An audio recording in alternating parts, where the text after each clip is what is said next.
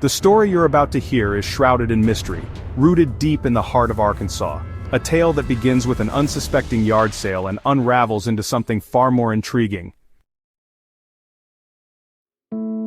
If the first person I showed it to made me an offer I could buy a new car with, then surely it must be worth a lot more. I'll just hold on to it, maybe it'll send my daughter to college. That's what Josh said as he showed me something I never would have expected to see outside of a museum. A couple of miles off Highway 14 between Mountain View and Batesville, Arkansas, there lives a mystery. I promise not to say who or exactly where. A mystery I witnessed firsthand. I had stopped for a yard sale when I saw a couple of eyebrow windows leaning up against the wall of a workshop that would look great in my backyard studio my husband was building for me. What a bargain. After completing the sale and securing the windows in the back of my truck, I happened to notice an ancient refrigerator lying on the ground, on its back beside one of the outbuildings. When I asked about it, Josh showed me his worm farm. The old fridge was full of soft, loamy soil being worked by scores of fat, healthy earthworms, Arkansas fish bait, and we began talking. I gave him my card and told him about a book I was writing about true Ozark tales, and he said, "I have a story, it's true, and I have proof it happened." The row of sycamore trees. Standing there between my truck and the worm bed, Josh directed my attention to the long row of huge sycamore trees across the front of his property. There had been 12 in all, he explained, spaced equidistant apart, each the same size. At their tops, their heads leafed together and formed a long and shaded canopy all along the front fence line that bordered the road. The trees were so perfectly spaced and sized that surely nature's hand didn't plant them. Josh says his father told him the trees had been there as long as he could remember, and his father was 90 years old. There was only one anomaly. Tree number 7 was missing, and that's where our story begins. The ice storm in the stump. In mid-January 2007, after 30 days of record warm weather, an enormous ice storm swept down from Canada and into the Ozarks, and beyond. It lasted for days and left many thousands of people across several states without power for weeks. Repeated rounds of freezing rain, up to 4 inches, were reported in some areas, and a death toll of 87 was reached before the storm withered in the Gulf of Mexico towards the end of January. Tree limbs were frozen, and each rain added another layer of ice until, finally, the weight became too much for many trees to bear. Folks living in remote areas say it sounded like a war zone when limbs boomed and cracked as they broke and fell, one after the other. Many huge trees that had stood for a century or more were lost that winter. Much of the area looked as if a giant child had dropped its pickup sticks and then lost interest. Josh says after tree number 7 came down in the ice storm, it took quite some time, considering all the other storm damage on the place, to get it all sawed up and mulched. In fact, it took all winter, but finally it was all carted off except for the stump. Josh piled the last of the limbs on top of the stump and set it on fire. He kept it burning for days until nothing was left except fine sandy soil covered in black soot, which he raked out into a very obvious space that shouted, "There used to be a tree in this bare spot." The bare spot was not many feet away from Josh's woodworking shop where he was sharpening chainsaw chains on a fine spring morning, a few months after the cremation of the sycamore tree. As he worked away, filing first one notch then the next, he gazed out the open door and watched his 4-year-old daughter pull her red wagon around the yard. Soon his attention strayed to the bare spot, and he began to wonder what could be done to fill the space.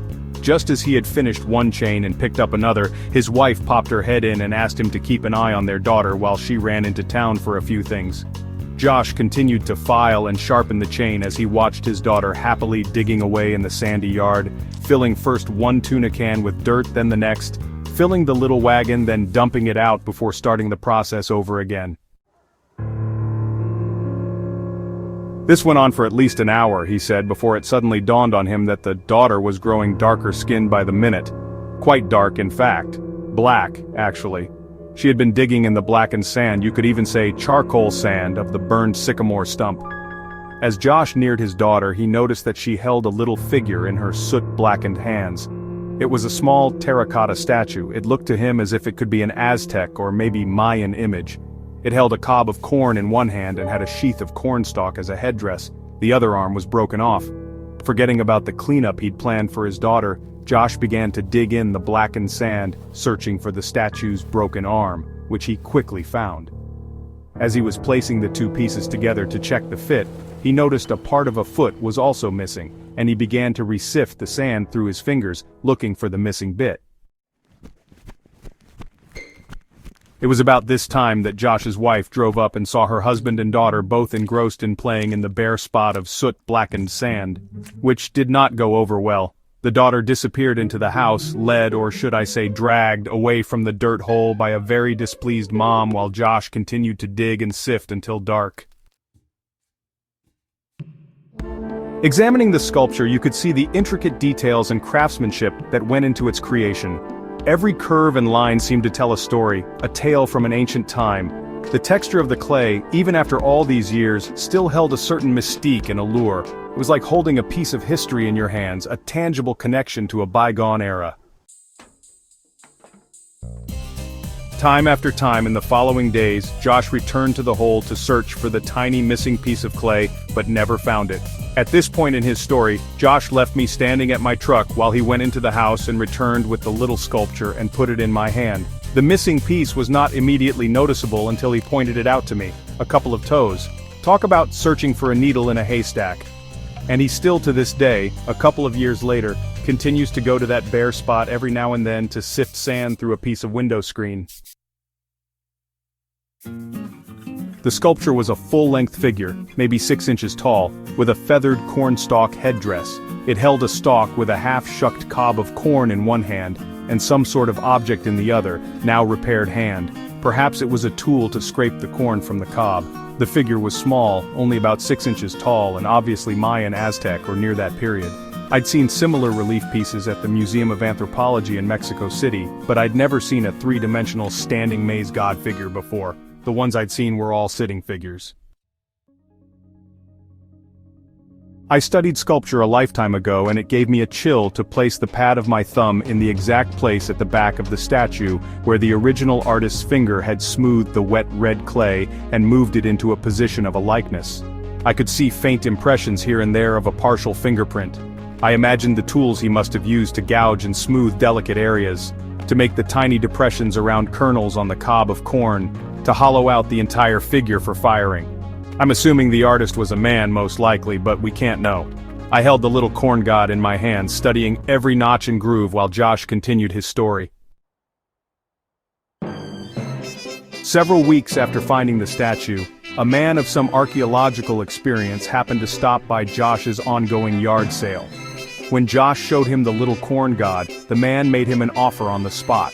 Quite an offer, in fact, which was reluctantly declined.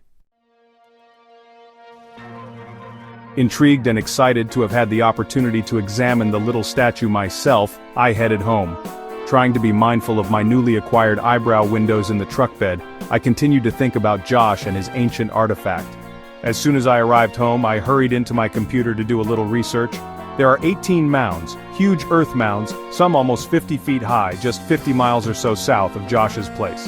There was a time, back in the 1800s, when archaeologists believed the mounds were erected by the Aztecs, or maybe the Toltecs. The Smithsonian even published a brief note about the site in 1878. As time passed and no pottery vessels or other distinctive artifacts were discovered, it was decided that the mounds were built by Native Americans. And also because the Incas, Mayans, Aztecs, Toltecs, etc. never ventured this far north.